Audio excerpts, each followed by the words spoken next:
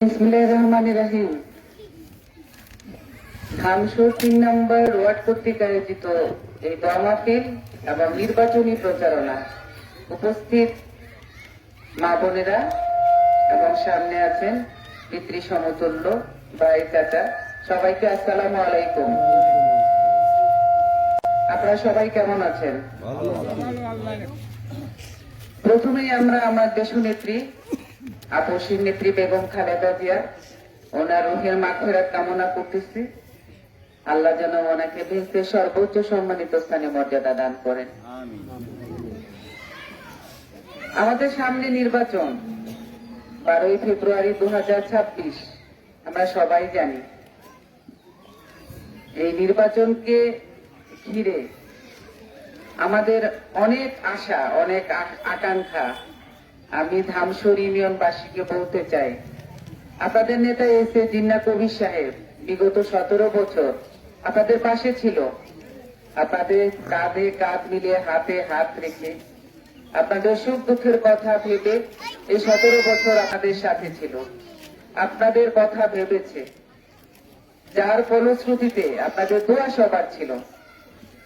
সবার ছিল বলে আজকে আপনাদের মাঝে ধানের শীষে প্রতীক এনে দিয়েছে। ধানের শীষকে ভালোবেসে যে লোকটা এতদিন কষ্ট করলো, এখন আমাদের কি হবে? আমরা যারা আছি এই সাধারণ মানুষ, আমাদের কাজটা কি হবে? ধানের শীষকে বিজয়ী করা। আপনারা জানেন যে আমাদের এমন একজন আপসী নেত্রী ছিলেন, যিনি কিনা মমতাময়ী মা, এই সাধারণ মানুষ, সাধারণ জনগণের কথা ভেবে উনি দেশের বাইরে যাননি, 1 ঘন্টার জন্য আপোষ করেন। উনি বলেছেন, বাংলাদেশের মানুষ আমার সবাই, আমি বাংলাদেশের মানুষকে ভালোবাসি, আমি মা মাটির মানুষ, সবাই যারা সাধারণ জনগণ আছে আমি তাদের পাশে সব সময় থাকার চেষ্টা করি।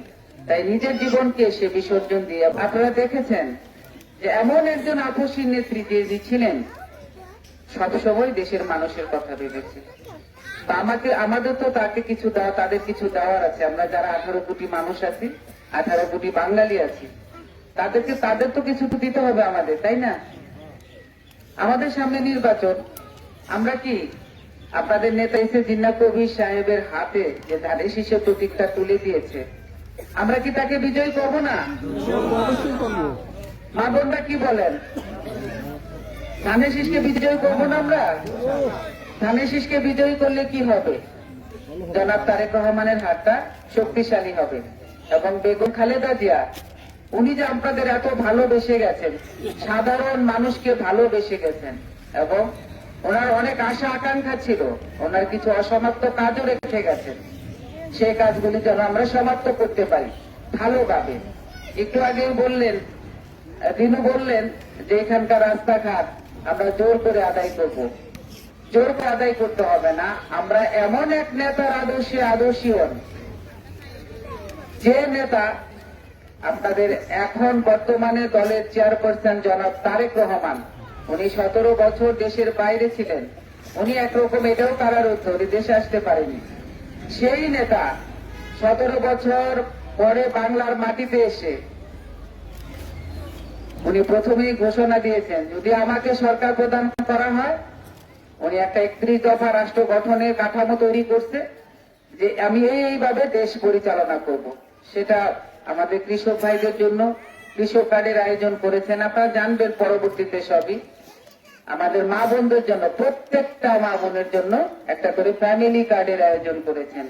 সেখানে প্রতিবন্ধী যারা সর্বস্তরের মা, একটা সংসারে মাই প্রদান হয়।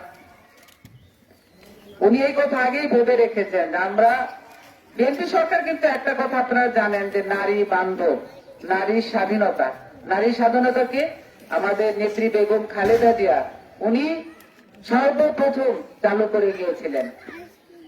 আপনারা তো সেটা জানেন।